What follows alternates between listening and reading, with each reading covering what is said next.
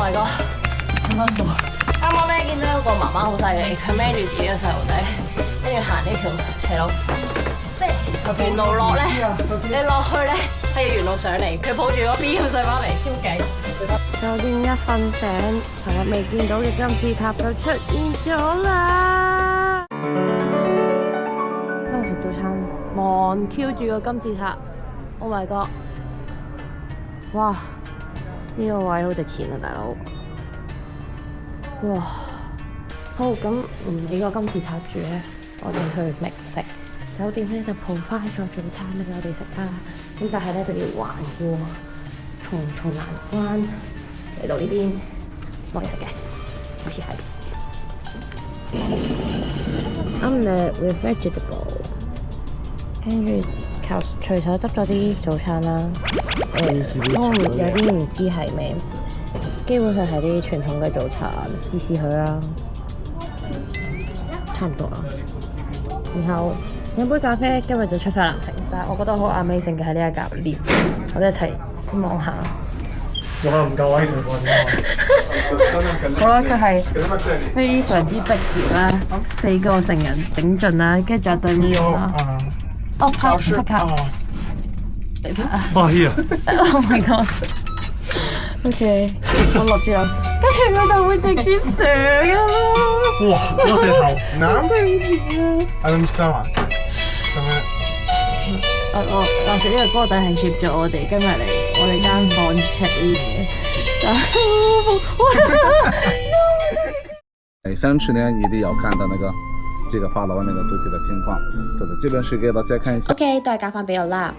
呢一個金字塔呢，係必睇金字塔之一，佢一層一層，好似樓梯咁樣嘅結構，總共有6層，所以呢，佢稱之為一起金字塔。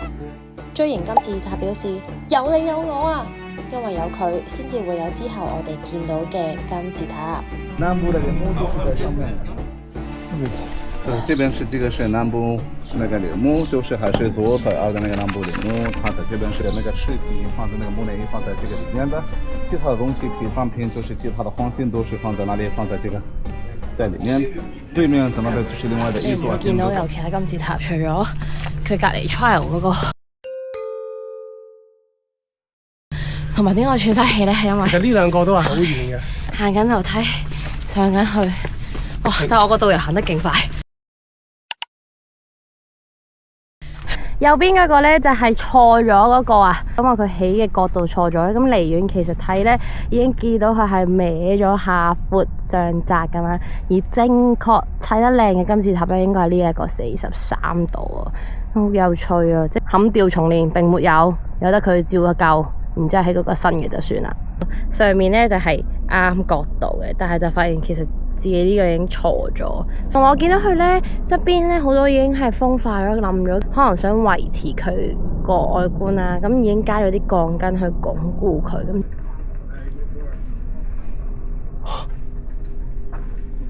我只係佢嘅其中一個石頭嘅 size，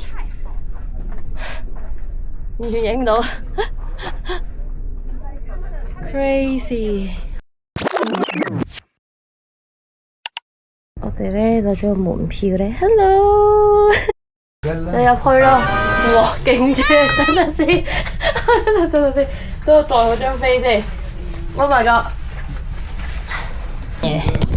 就咁啦，咁咧就要咁樣匿埋斜住落去，哇，好 crazy 啊！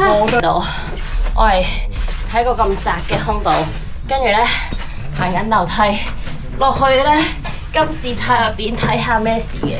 咁樣咧開頭嗰導遊就話咧，因為我哋上咗好多級樓梯啦，跟住佢就話咧，其實如果你其他金字塔仲想睇咧，就唔建議㗎啦。你睇咗呢個都已經 OK 嘅啦，因為真係好辛苦，同埋咧我覺得頭頂係就嚟會撞到嘅，跟住我唔敢想象等陣要上翻嚟咧係點。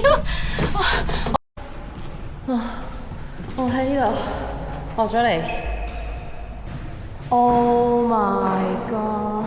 應該繼續向前行，去睇佢啲陵墓啊！哇！入邊啲石頭係，哇 ！Oh my god！我間入邊咧其實好局促，你覺得空氣好少咁樣咯，因為有陣咩味啊？唔知咩味咯？而家係木頭味同埋石頭味，我唔知。哇！我想講而家隻腳好酸啊，仲要再行樓梯，今晚一定好好瞓。OK， 但其實如果咁講嘅話，金字塔嘅內部其實冇幾多位。Amazing！ 古代嘅時候，究竟點樣可以搬啲石頭上嚟嘅咧？你嚟做個比例啦，即係呢一嚿係嗰嚿長方形成個石頭啦，呢條界線，你睇下係佢個人咁高嘅一嚿石頭。有啊有啊！哇！